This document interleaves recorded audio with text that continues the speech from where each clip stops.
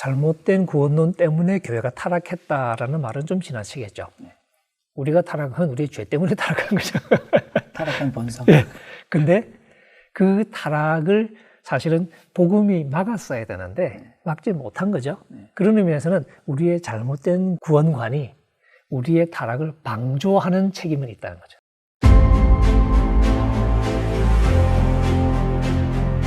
복음에 대한 이해가 확실해야 돼요. 바르고 확실해야 돼요. 구원 열차 올라탔으니 이제는 천국 행택해서 따놓은 거다. 아니, 따는 게 아니야. 그 양떼를 오도해서는 안 되지. 복음의 생명의 길로 인도를 해야죠. 그게 목자죠. 그게 선한 목자죠.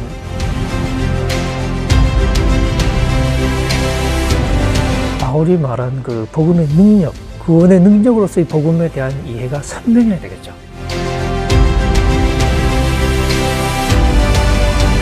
내가 지금까지 알고 배웠던 그런 가르침에서만 성경을 보지 아니하고 오히려 성경 전체의 가르침을 통해서 내가 바꾸어지고 내 견해가 새로워져서 자신이 목회하는 교회가 나아가서 한국 교회가 말씀을 따라서 조금씩 갱신되고 변화되지 않을까.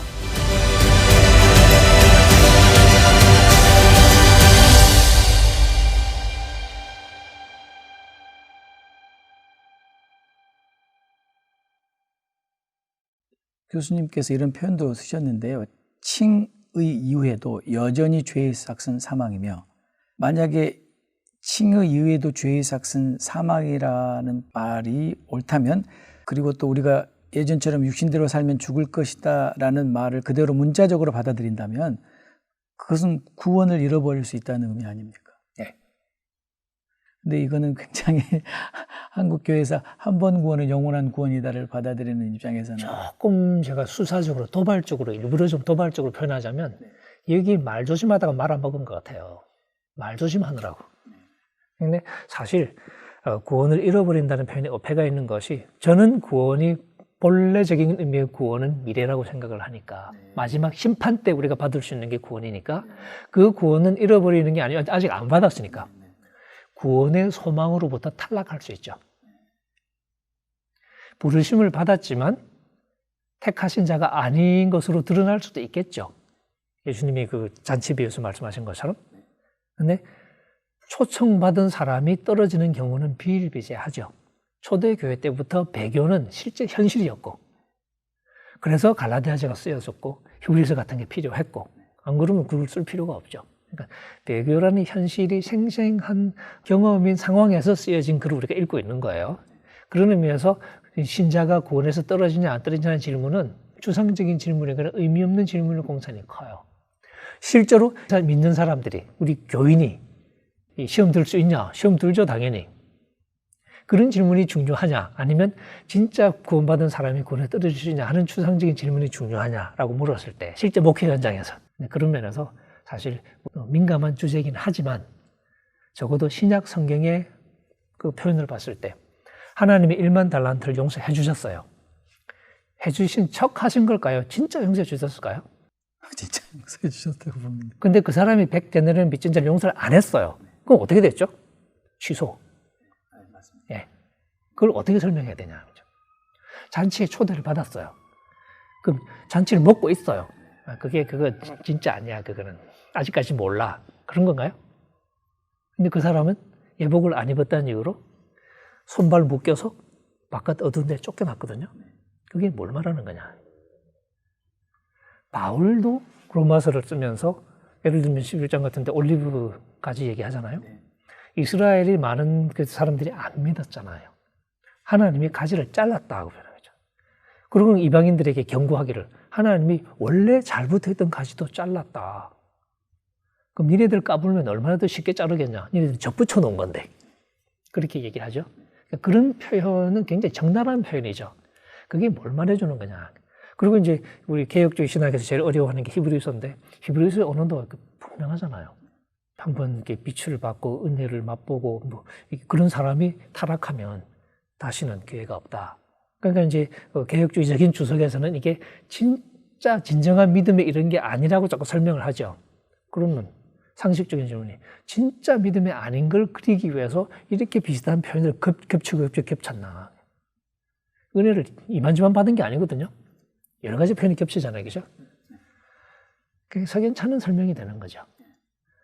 오히려 신약 성경은 진짜 저 사람이 택함 받은 백성이냐 이런 식의 어떤 이 독심술에는 관심이 없는 거예요. 어떤 의미에서는. 하나님의 신실하심을 얘기하고 예정을 얘기하지만 오히려 그 모든 것 속에서 인간의 책임이 똑같이 살아있는. 그래서 예정을 얘기할 때조차도 우리가 이제 예정도 많이 오해를 하고 있다고 저는 생각하는데 사도 바울이 예정을 얘기한 의도는 구원 받았냐 안 받았냐 이걸 말하고 싶었던 게 아니라 하나님이 예정하셨다. 하나님의 계획이 꿈이 있었다. 제가 이제 하나님의 꿈이라는 표현을 좋아하는데 왜? 지금은 엉망진창이야. 근데 쟤들이 언젠가는 내 아들의 형상을 본받는 자들이 돼야 돼. 그래서 로마서 8장의 예정이에요. 그렇게 예정하셨다는 거죠.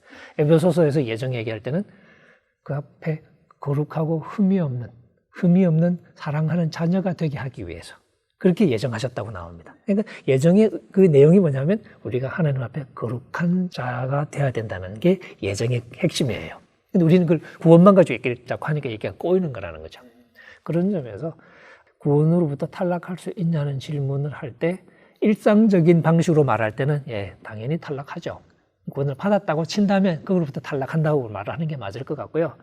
히브리식으로 말하면 구원에 미치지 못하는 거죠. 가다가 중간에 엉뚱한 데로 빗나가는 거죠. 갈라디아서식으로 말하면 너희가 달리기를 잘 해왔었는데 누가 너희를 막아서 더 이상 진리를 순종하지 못하게 해버렸냐.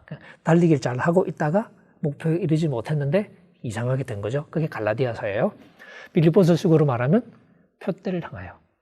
바울이 대놓고 얘기하잖아요. 내가 아직 그러니까 온전히 이룬 것도 아니래잖아요. 그럼 뭐 하냐? 아직 앞에 있대, 목표가. 그거 목표에 이르려고 몸을 앞으로 쭉 내밀고 그렇게 번역할 수 있습니다. 바울 표현은. 그리고 열심히 달려간다. 그게 무슨 얘기냐는 거죠. 바울처럼 이미 이룬 게 아니라 앞에 있는 것을 향해서 달려가는 그림을 그리는 게 가장 정확한 그림이고 그리고 그럼 어떻게 되나요? 잘 달려야죠. 잘못 달리면 끝장나는 거지. 그게 히브리서가 그렇게 심판을 경고하는 그 이유이기도 하고 마태복음도 다 그런 얘기고 그렇게 보면 사실은 너무 투박해 보이긴 하지만 굉장히 간단해요. 근데 그 간단한 그림을 좀 싫어하는 것 같아요. 네. 그런 의미에서 교수님 구원은 달리기다. 이렇게 보는 게 정확한 구원의 목표를 향한 현재의 삶이 달리기죠. 네네. 지금 우리의 삶은 구원의 소망을 향한 달리기다. 교수님 저희가 이제 어렸을 때 쭉 자라면서 늘 우리가 불렀던 그 복음송에 나는 구원 열차 탔다. 구원 열차 올라탔으니 이제는 천국 행택해서 따놓은 거다. 아유, 따놓은 게 아니야. 그 열차에서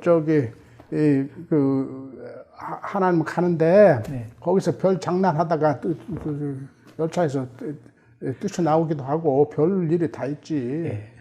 그렇다면 구원을 달리기에 비유한 게 가장 성경적이라고 볼 수 있어요. 고린도전서 9장 6절 7절 보세요. 내가 구원의 복음을 남에게 선포하고 나는 탈락할까 봐. 그렇게까지 표현해요, 바울이. 그것이 올바른 성경적인 사고라고. 그게 구원을 두렵고 떨림으로 내 구원을 완성하라. 빌보서 2장 13절 말씀의 뜻이에요. 거기서 구원이라는 공동체적 안녕을 말하는 건데 그것은 우리 개인의 구원에도 적용되는 말이야. 다 이뤘담이 아니라 바울이 뭐라고 그래요? 내가 다 이뤘담이 아니라 3장에. 구원의 이 현재 내가 경주해야 할 곳을 가서 종말에 주께서 당시 로마의 경기장의 시상들을 그림으로 사용하는 거야. 황제가 다소 출신 바울 올라와. 너 이 경주를 온전히 1등으로 맞춰서 상 받으라. 바울처럼 달려간다고 말을 해야 되기도 하고 혹은 바울이 즐겨 쓰는 표현이 걸어간다, 행한다는 표현이죠. 헬라어로 페리파테오, 행한다. 그게 원래 이제 뭐 헬라어도 그렇고 이렇게 히브리어도 그렇고 이 삶을 살아가는 인생길을 걸어가는 걸 이제 그 비유할 때 많이 쓰지 않습니까? 걸어가는 거죠. 목표가 있는 길을 걸어가는 거죠. 그래서 사도행전에 보면 복음 자체가 호도스, the way, 도, 길이라고 번역이 됩니다. 그러니까 복음 자체가 걸어가는 길인 거죠. 그래서 복음서에서 예수님이 제자를 삼으실 때 제자들이 하는 게 뭐냐면 아멘 하는 게 아니고 따라가는 거예요. 나를 따라와라. 내 말 듣고 아멘 하라가 아니라 나를 따르라 하는 거였거든요. 그러니까 그런 의미에서 지금 우리의 삶이 바로 광야 여정과 같이 가나안이라는 구원의 목표를 향해서 우리가 순종함으로 걸어가는 길. 근데 이제 아직 구원 안 받은 거야 그러면 이렇게 물으면 좀 이렇게 황당하게 느껴질 수도 있겠죠. 하지만 우리가 너무 오랫동안 이미 받은 것처럼 너무 당연히 생각해버렸기 때문에 그런데 사실 구원의 소망이라는 말을 염두에 두면서 성경을 다시 찬찬히 읽어보면 처음부터 끝까지 소망 얘기네 하는 것을 쉽게 사실은 알 수 있습니다. 그러면 교수님, 정말 의롭다함을 받은 사람이 의의 열매 또는 거룩한 삶이 없다면 그는 구원이 없다라고 말할 수 있습니까?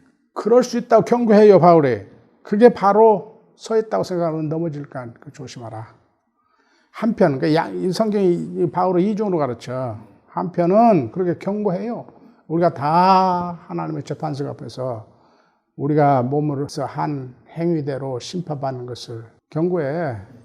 유명한 로마서 14장 10절, 고린도후서 5장 10절 거의 같은 문구로, 그 다음에 로마서 2장 5절부터 10절까지 행위대로 심판, 탈락할 수 있다. 고린도인들이 그럴까 봐 바울이 걱정해서 너희들 탈락한다고 경고한다고. 누구를 예로 들어서? 옛 이스라엘. 그들도 홍해를 건너는 출애굽에 우리의 세례에 해당하는 구원을 받았다.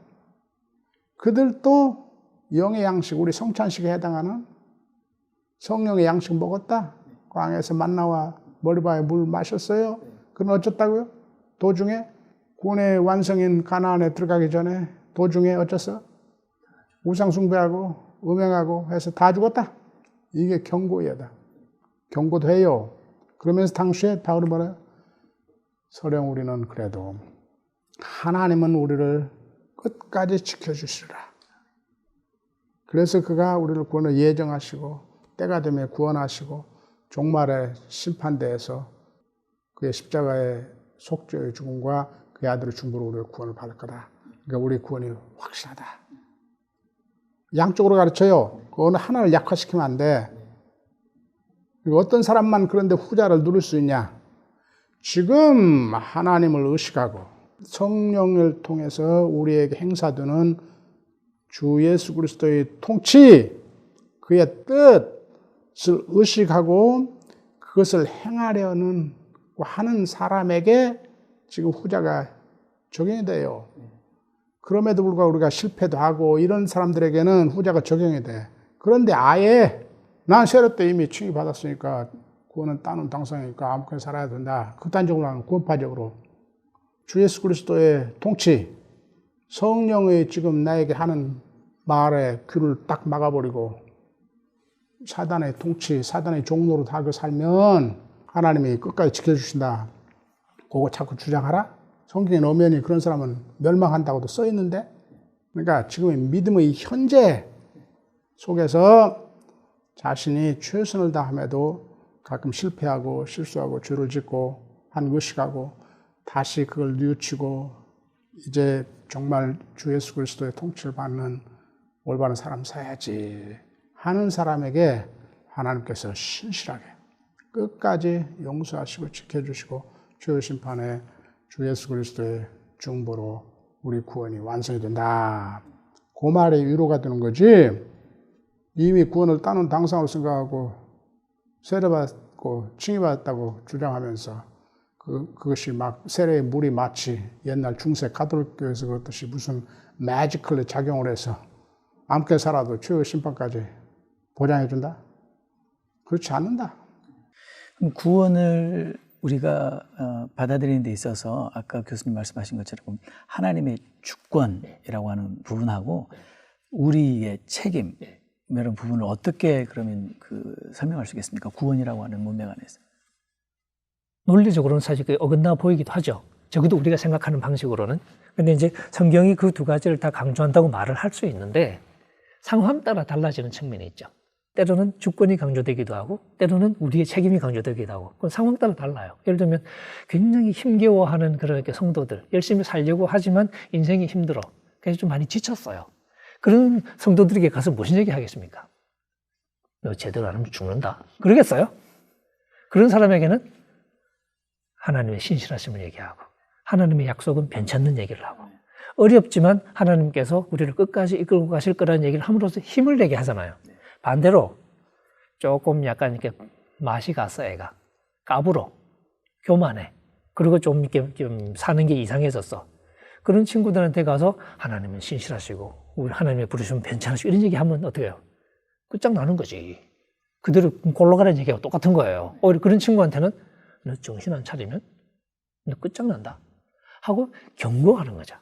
그러니까 신약 성경도 그 상황에 맞는 얘기들. 로마서 이렇게 뒷부분 가면 사실 사도 바울이 지금 나는 이렇게 마치 도살자 앞에 선 양처럼 죽을 목숨처럼 그렇게 살아가는 것처럼 얘기하잖아요. 얘기죠. 8장 끝부분에 보면. 하지만 그런 상황에서도 하나님을 바라보면서 신뢰해주는 하나님의 사랑이 변치 않을 거라는 걸 아니까 그런 문맥에서는 하나님의 사랑이 전부인 것처럼 얘기를 하죠. 당연히. 근데 바로 그 앞에 보면 성도들 향해서 또 제대로 안 하면 끝장난다고 경고를 계속 하죠. 바울도 한편으로는 그런 깊은 확신을 가지고 있었지만 고린도전서 9장에 보는 것처럼 나 역시 이 버림을 받을 수 있다는 가능성 자체는 자기도 부정을 못하는 거예요. 왜냐하면 하나님이 구원자이신 한 내가 내 구원을 결정하는 건 아니거든요. 그런 겸손함 속에는 자연히 하나님이 구원의 주권자인 한에는 구원이 내 마음대로가 아니다. 나 역시 하나님의 그 뜻에 어긋날 때 구원에서 탈락할 수 있다는 가능성을 인정을 해야죠. 하지만 우리가 겪은 하나님은 적어도 십자가를 통해서 우리에게 찾아오신 하나님. 그 십자가는 바울이 감동하는 것처럼 죄인인 우리를 위해서까지 아들을 내어주시는 하나님의 사랑. 그 사랑을 우리가 신뢰하는 것이고 그래서 우리가 미래를 보면서 여러 가지 우여곡절이 많겠지만 쉽지는 않겠지만 하나님의 그 사랑을 신뢰하면서 우리가 가는 거죠. 바울이 8장에서 그 얘기를 하는 이유가 뭐냐면 그러니까 지금 열심히 잘하자 이 얘기를 하고 싶었던 거지. 그러니까 뭐 이렇게 안심해 그게 아니었다는 거죠. 그렇다면 만약에 이렇게 표현할 수 있는지 모르겠습니다. 하나님의 그 주권의 영역에서 하나님의 사랑은 신실하시고 변함이 없으시지만 그러나 우리의 책임에서 우리는 그 하나님의 사랑에 반응함으로 순종의 삶을 살아야 한다. 그럼요. 물론 이제 그 역설적인 표현이 가끔 등장하죠. 예를 들면 두렵고 떨림으로 너희 구원을 이루어 가라 라고 얘기하고 근데 하나님께서 우리 마음속에 소원을 두고 그렇게 해나가신다. 이런 식의 표현이 될 수도 있죠. 그러니까 하나님이 하시는 것이기도 하고 우리가 하는 것이기도 하지만 그 두 개가 서로 충돌하는 상황은 벌어지지 않아요. 논리적으로. 그러니까 보는 관점의 문제인 거죠. 이 교수님 말씀을 다 듣고 나니까 제 안에 너무 안타까운 마음은 칭의와 구원론에 대해서 말씀하신 것처럼 왜곡된 구원론 또는 전통적인 부분적인 이해의 구원론 또는 구원파적인 값싼 구원론 이런 이해만 하고 있고 다른 얘기하면은 또 행위 구원론자라고 하기 때문에 너무 안타까운데 이 부분에 대해서 정말 이 교수님께서 우리 목회자들에게 해주고 싶은 말씀 또 실제 교수님께서 이를 위해서 하고 계신 그런 부분들을 말씀해 주시면 감사하겠습니다. 그러니까 목회자들이 그 복음에 대한 바르고 깊고 넓은 이해가 있어야 되고 이 복음을 해석해서 이 삶에 적용할 수 있는 신학적 사고 능력을 길러야 돼요. 근데 이러기 위해는 신학교 3년 MDB 과정이 너무 짧아요. 난 한국에서도 한 12년 가르쳤고 미국에서도 내가 MDB 과정을 미국 아이들, 미국 학생들 MDB 과정을 한 20년 가르쳤는데 지금 한국 신학교육이 많이 나아진 거예요. 그러나 지금도 솔직히 말해서 내가 한국에서 신학교에서 가르친 분량과 이 플로에서 여기서 레귤러 MDB 과정에서 가르친 분량을 비교하면 한국에서 교육은 미국의 과정의 반밖에 안 돼. 거기에다가 한국에서 교육의 제약이 또 많아. 나 시간도 없으니까 다 설명할 수가 없는데 책들도 부족하고 학문적 토론도 굉장히 한국엔 제약도 있고 굉장히 부족해요. 미국의 그러니까 플로에서 그런 짱짱한 MDB 과정을 가르쳐도 이 학생들이 졸업할 때는 신학교에서 여러 과목들을 조금씩 단편적으로 배우는데 이걸 통합하는데 굉장히 어려움을 느끼고 가장 중요한 복음이 무엇이고 복음을 어떻게 선포해야 할 것에 대해서 깊고 포괄적인 이해가 결여돼요. 그걸 스스로들 다 그렇게 고백을 해.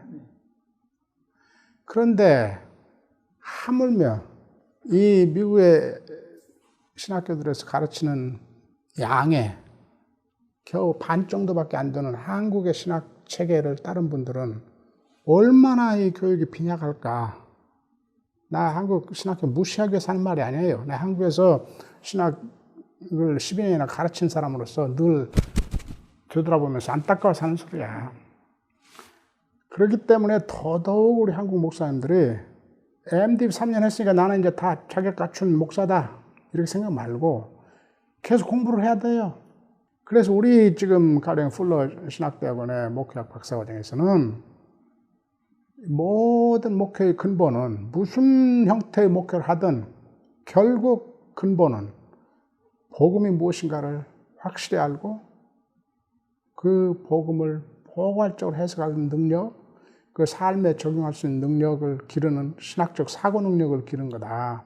그래서 생각해서 이 목회학 박사과정에서 우리 한인 목회학 박사과정에서 복음에 대한 강의를 아주 시간을 들여서 해요.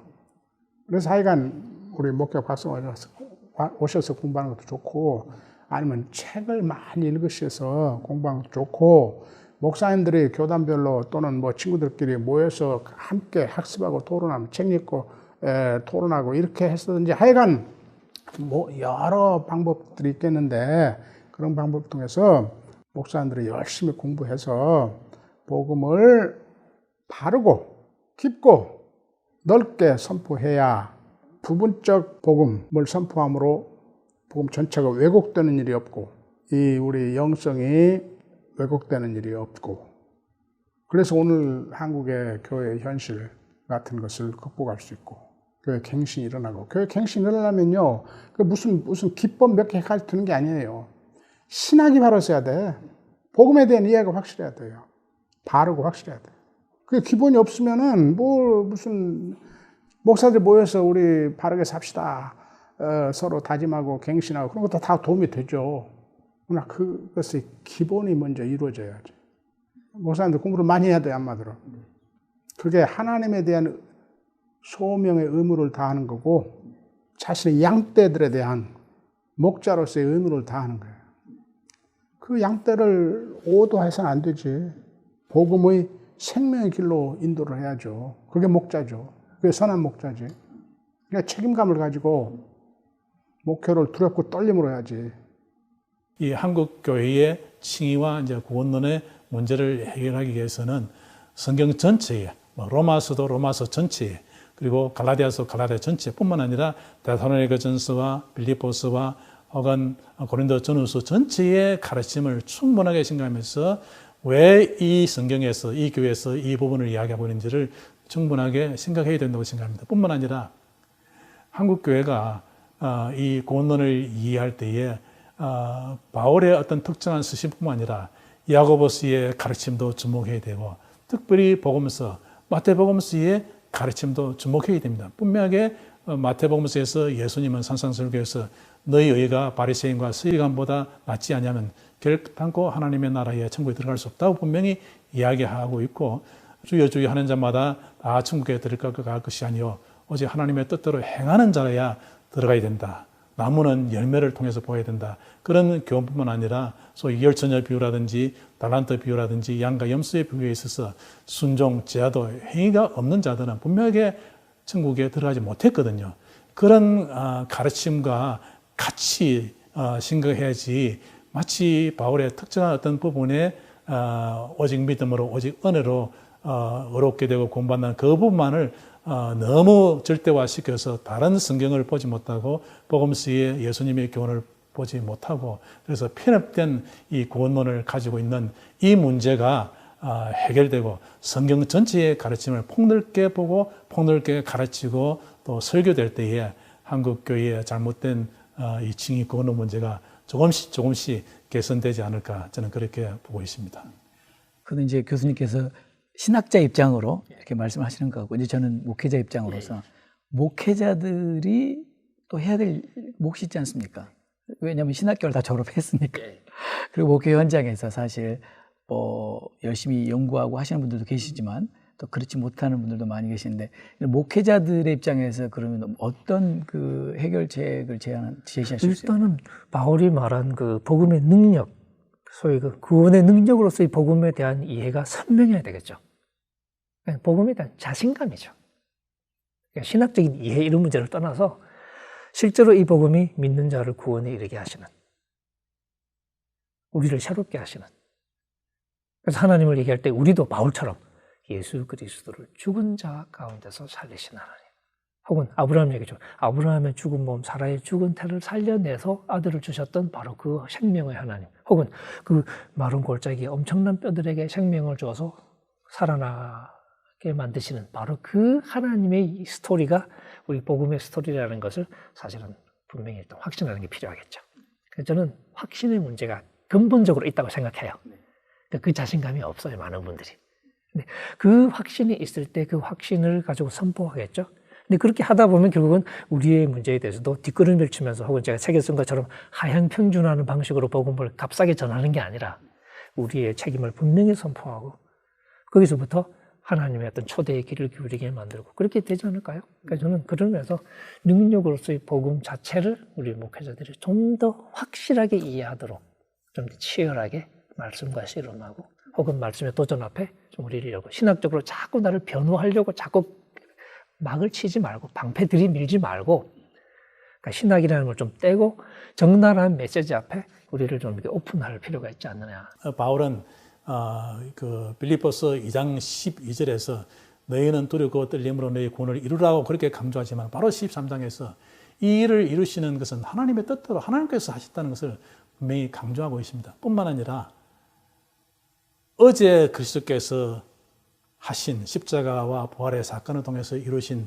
그 예수님 그리스도나, 혹은 오늘 성령을 통해서 우리 안에서 우리의 구원을, 우리의 의를 현재 시절을 통해서 이루어 가시는 그리스도나, 혹은 장차 재림에서 우리의 최종적인 의와 구원을 완성하실 그리스도, 그분은 히브리서 저자의 말처럼 그리스도는 어제나 오늘이나 내일 동일하신 분입니다. 그래서 어제 이루신 그분이 오늘 우리 안에서 이루시고 또 재림하실 때에 완성하실 것입니다. 그런 점에서 본다면은 우리의 의와 구원은 아무리 인간의 순종과 행위를 강조한다 하더라도 그것은 그리스도와 인간의 합작품이 아니고 전적으로 오직 그리스도께서 하신 일이고 삼위 하나님이 하시는 일입니다. 그런 점에서 우리의 구원은 오직 믿음으로 또 오직 은혜로라는 말이 잘못됐다고 볼 수 없습니다. 그런데 그 구원을 얻는 것도, 구원을 이루어가는 것도, 구원의 완성도 오직 은혜로, 오직 믿음으로 되는 것이다.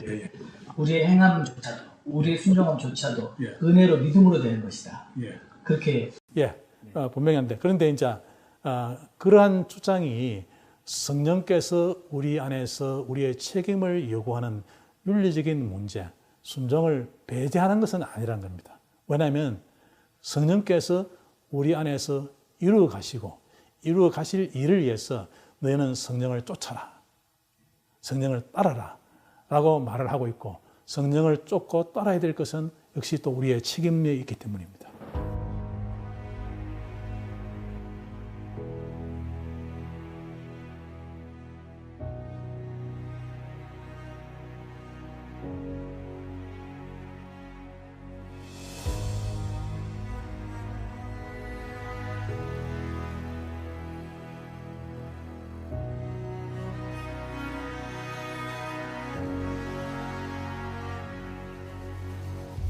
왜 우리는 이 말씀을 읽을 때 항상 긴장을 느낍니까?